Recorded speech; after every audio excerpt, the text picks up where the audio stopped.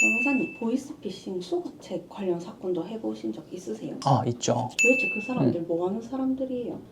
뭐 하시는 분들이냐고? 몇 년 전과 지금은 좀 다른 것 같아요. 몇 년 전 같은 경우에는 진짜 20대 초반 아니면은 뭐 진짜 사회 경험이 거의 없는 분들이 요즘엔 알바몬 이런 거 쓰죠. 그런데 이제 채용 공고에 지원서를 하잖아요. 그런 데서 이제 연락이 오는 데가 보이스피싱을 하는 곳인 경우들이 있어요. 근데 그 사람들이 처음부터 이거 보이스피싱입니다. 돈 줄 테니까 이거 돈 받아오세요. 이렇게 하는 경우는 없어요. 그 사람들이 하는 게 대부분 마치 정식 회사인 것처럼 뭐 어디 물산입니다. 뭐 이런 식으로 해가지고 진짜 나 채용된 건가? 그런 생각을 가지고 어떤 장소에 가거나 요즘에는 이제 아예 만나는 경우도 잘 없더라고요. 카톡이나 텔레그램 있죠. 그런 것들을 통해서 서로 연락하고 대기해라. 결국은 사회 초년생들 아니면 아예 나이가 좀 드신 분들이죠. 50대, 60대 그 퇴직하시고 이제 소득 활동을 위해서 그렇게 하시는 분들이 제 경험상은 주류적으로 보이스피싱 수거책을 하시는 분들이에요. 그럼 보이스피싱 수거책을 한 사람도 피해자인 건가요?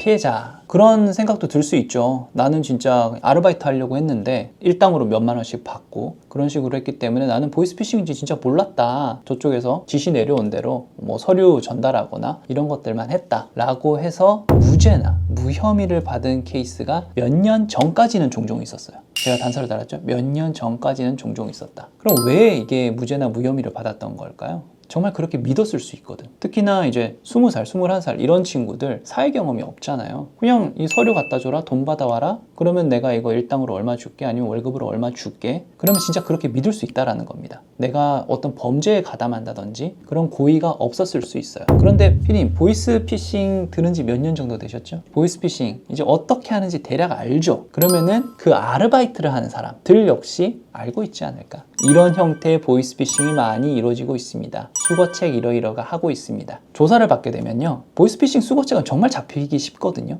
현장에 나타나니까. 그래서 현장에서 바로 체포되는 경우들도 있고, 그러면은 가장 많이들 하시는 변소들이 정말 몰랐습니다. 내가 보이스피싱인지 몰랐고 그냥 일 시키는 거 그걸 한 것뿐입니다 라고 하는데, 그러면 이제 수사관이 꼬치꼬치 캐묻죠. 이 아르바이트 뭐 의심스러운 부분 없었냐? 근데 대화 내역 다 보잖아요. 의심스러워요. 성인이 봤을 때 의심스러울 수밖에 없어. 그 다음에 또 가장 많이 걸리는 것들이 당신이 한 행동에 비해서 너무 이거 일당이 높지 않냐? 어떤 날은 아무것도 안 하고 단순히 집에서 대기만 하는데 10만 원. 이상하죠? 이상하다는 생각하죠? 그러면은 여기서 이상하다고 생각했습니다. 근데 그렇다 하더라도 보이스피싱인 줄 몰랐습니다. 이게 이제는 안 먹힌다는 거예요. 왜냐하면 성인이고 하잖아. 그러면 이상하고 하면 본인이 좀 더 물어보고 확인하고 그런 것들을 할 의무가 있잖아요. 근데 만연히 뭐 별일 아니겠지, 나는 뭐 정식으로 이렇게 했는데, 그거는 방조를 하겠다는 고의가 있는 겁니다. 그렇기 때문에 최근에는 보이스피싱 수거책과 관련해가지고 뭐 몰랐다느니 그런 것들은 이제 잘 법원에서도 그렇고 먹히는 주장은 아닙니다. 보이스피싱 수거책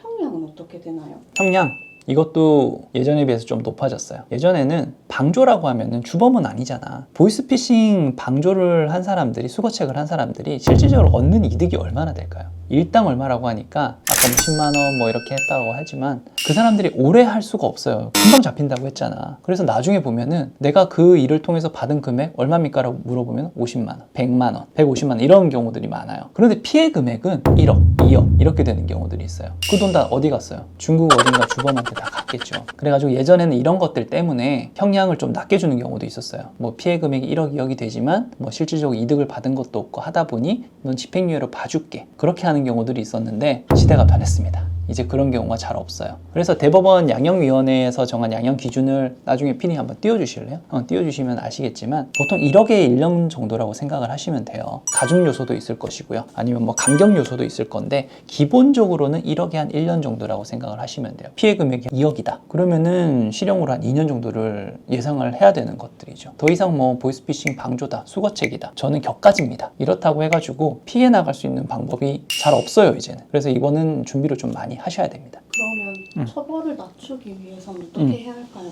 그건 PD님도 아시겠죠?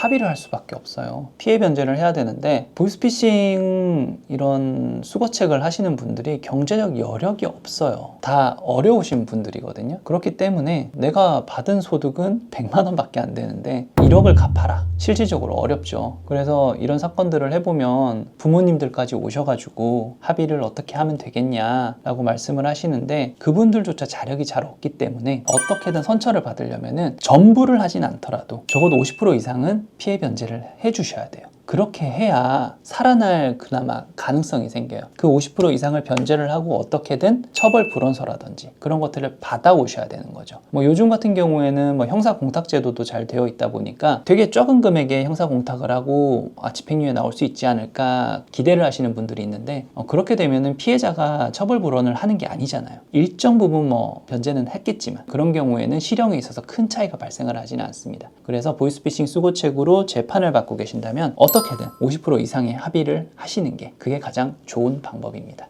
보이스피싱 피해자분 입장에서도 당연히 보이스피싱 피해를 당하지 않는 게 가장 좋은 방도일 거고요. 보이스피싱에 가담하는 이 수거책을 하시는 분이라면 절대 하지 마시기 바랍니다. 여러분이 수익을 얻을 수 없어요. 금방 잡혀요, 여러분. 절대 손도 대지 마시고 발도 담그지 마십시오. 만약 그거를 내가 지금 어느 정도 1회를 하든 2회를 했다. 그렇게 되면 자수를 하시는 게 어떻게 보면 가장 좋은 해결 방안이 될 수도 있어요. 따라서 오늘 제가 드린 말씀 꼭 염두에 두시고요. 절대 하지 마시기를 간곡히 부탁드릴게요. 이상 이원우 변호사였습니다. 감사합니다.